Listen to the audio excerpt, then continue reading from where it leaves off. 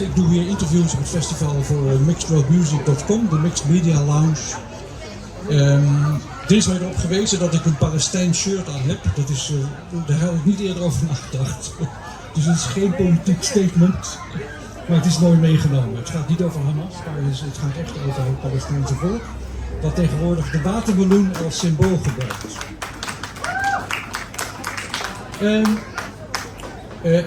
Ik voer het gesprek met Daniel, een van de muzikanten hier.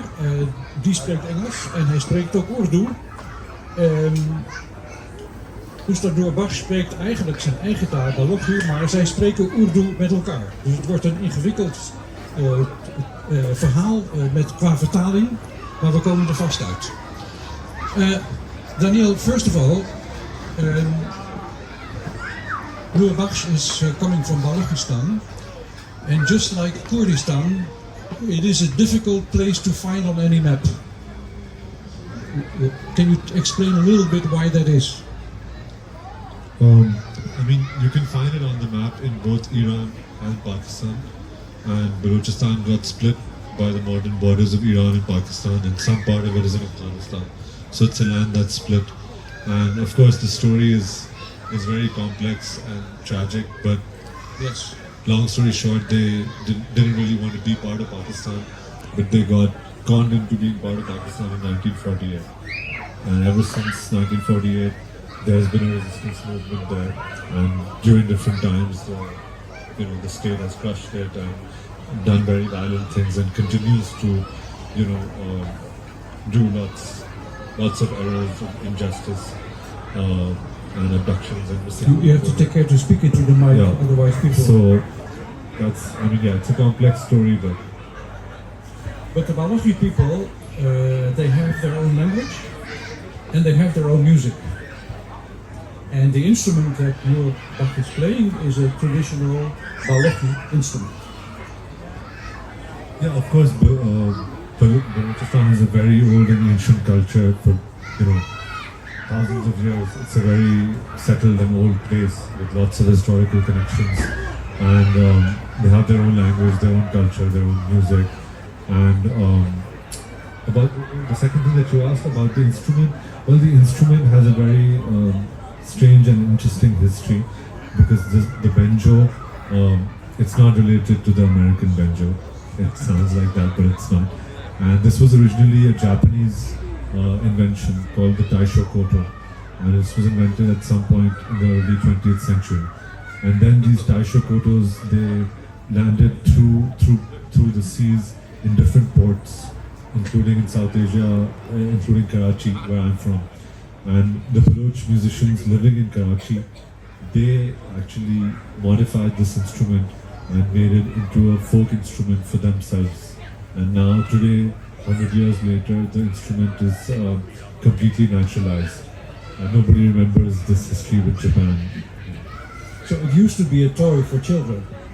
They say it was an experimental instrument. Some people say it was meant to be a toy. Some people say it was just an experiment between having these typewriter keys and strings. But it was developed further by the musicians of Balochistan. Yeah, there are, if you see the pictures of the original Taisho Koto, you can see some differences, and then with strings as well. And then, for example, Ustad, he's playing an electric banjo. Yeah, and how did he make it the electric version himself? Did he start playing electric banjo? Ustad? I'd ask him. So okay, sure. Yeah, sure.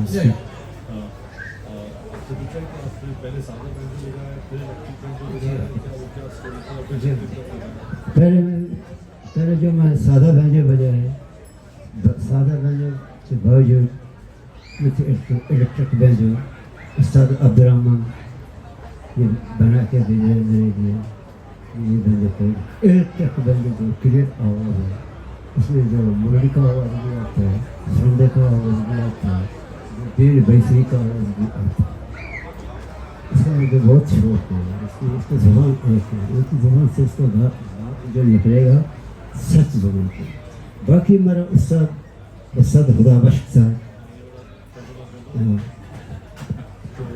So he's saying that he used to play acoustic banjo before, but two decades later, 2 decades earlier, he switched to electric banjo, and then he removed one of the middle strings in the electric banjo, you know, because the acoustic usually has two strings to play the main melody, like you would in a mandolin, you know, like having a double string.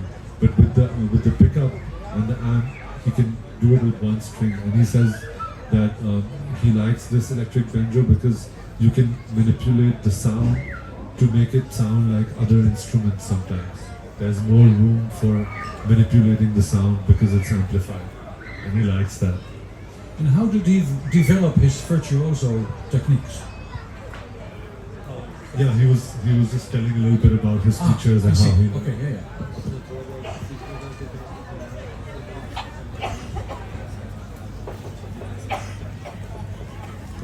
ये हमारा उस्ताद हदाबश था, इसने साज बजाया बड़ूची स्वर ज़ेमा स्वर संगीती, वो जंगल पहाड़ का साज बजाता, सांसुली बहादुर मिसाल ज़ैरों जो ज़ैरों को बजा रहे हो, जब सीवर का साज बजा रहे, कांकुल का बुंदर नदी का सब धनु निकड़ा का, और सब मुझे बता दे कि ये निकड़ा ये सब है, ये धनु है, ये सीवर है, ये कांकुल है, ये टोपी जगोर है, ये चीज़ है, वो सब मुझे बता दे मुझे। He's saying that he learned from his teacher, Ustad Khuda Baksh, who's not his family, but they share the same last name. His father was also a musician and used to play the saros, but he said that all the different Balochi musical forms, and then he was naming many of the genres and musical forms. Says he learned it from his teacher first, and then of course he experimented with it, played with different musicians, traveled a lot. So about the name, we're not familiar with the structure because Ustad is not part of the name; it's a title, right? And what does the title imply? Well, if you translate it literally, Ustad means teacher, but we use this word for maestro musicians, you know, and it's the same in India, Pakistan. Like we have Ustad Zakir Hussain, tabla player, many people will know him. So it's a title given to a musical maestro.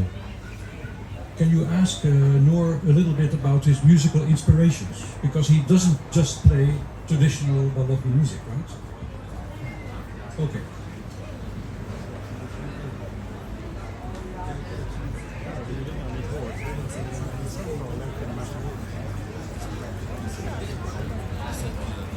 Balochi का मूसिका असर ये था, जिधर हमें गया था सब मूसिकी मैंने देखा था, जो बादलों में होता था, मेरे उस्ताद का बात है, बादल को तो उधर में तो शासन का साथ बजा रहे हैं, और टेम को मैं देखूँ, ये कैसा टेम है, ये बलूची का टेम है, ये राग का टेम है, ये कोयरी का टेम है, ये सिंगड़ा का टेम है, ये पहाड़ी का टेम है, ये कोयरी का टेम है, भोपाली का टेम है, और राग का टेम है, वो राग को इलेक्ट्रिक में जो पर उसको छेड़ करना, फिर मजा देते हैं। So he's saying that, you know, his two main inspirations are A, nature, and B, the music itself. So according to the different time of the day, he would practice different rags, you know, because all the ragas are set to particular times in the day. And then because there's so many different you know, themes in Balochi music, many of them are connected to sounds of birds. Like we played in the concert today, Topi Chagor, one of the tunes, that's also based on the sounds of a bird. And today we've also played this tune, the first tune we played today, it's called Sachan. And that Sachan means exactly the weather that we had earlier in the day, when the clouds are coming and then the sun comes and the clouds come again. So, you know, these are also his inspirations. And then obviously some famous instrumentalists and singers from Balochistan, which he really liked. They say that the banjo is often played as a solo instrument. You are both taking care of the accompaniment, but I also read that Noor has been accompanying a singer, a famous singer in his land. Sadr Sami ka kuch. सदर सामी की उसे bullish का बोलू काटता, उसने बजाया ज़ैरों, लईको, ये लईको ये ज़ैरों, ये टीचर की समझो आस्क है, टीचर ज़ैरों, लईको, अशरफ दर्रा का, वशकर्दी सदर ने बजा दिया। उसी चीज से मैं सदर का बैंजो वाला होता था, मुझे दाढ़ी भी नहीं था, मूछ भी नहीं था, छोटा बच्चा था। अभी भी तो बड़ा हो गया। सदर संगी गाया था सारा बलूचिस्तान में, सारा सरबत में, सारा क्वेटा में, कराची, पाकिस्तान, स्टेशन सदर ने गाने लगा था। मैं उसका भेजे वाला था। ये सारा सदर ने बताया कि ज़ेरुक बलूची का चीज़ है, ये नहीं कोई यादगारी का चीज़ है। So, for a long time in Ustad Noor Bakhsh's career, he was the accompanist of a famous Balochi singer called Sabjal Samagi. And I think maybe 20 saal aap uske saath hain, maybe around 20-30 years he was his main banjo player, even more than that. So he started playing banjo with this singer as an accompanist when he was quite young, maybe 16 or something. And then a good part of his life, that was his main gig, you can say. And then he was playing solo. He's also playing in healing ceremonies, you know. So he's playing in lots of different kinds of contexts. Sometimes he's playing in healing ceremonies solo, sometimes in weddings, sometimes with other singers. So that's also one of the reasons why his repertoire is so wide, because he's crossing many musical and social worlds, even within where he lives. So one final question. Some people's career take a long time in the making. His career is like a skyrocket. I assume that maybe 2 years ago he had no idea he was going to play for us today here. How does he feel about that?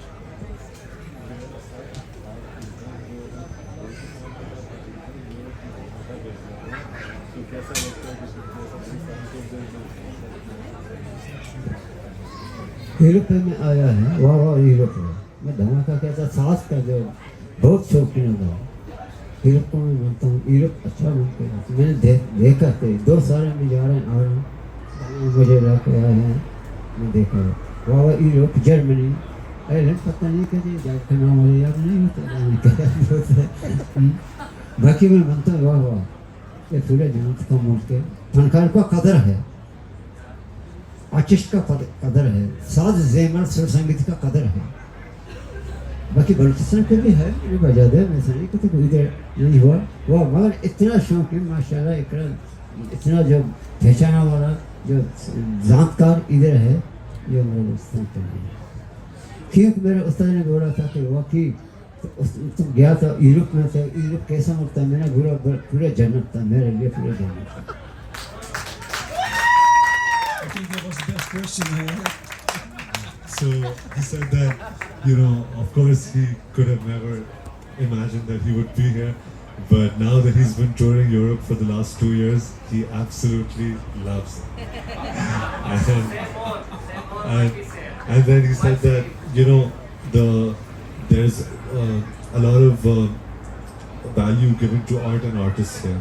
And he said that, of course, in Balochistan there also love music and there are music lovers, but the way you see mass love for music, organization, shows, and he really enjoys that.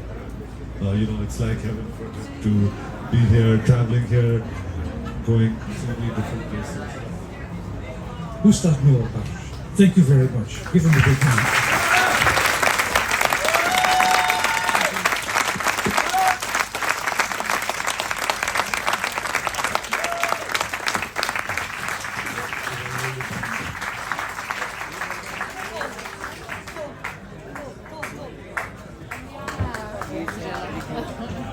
Geef ze nog een warm applaus.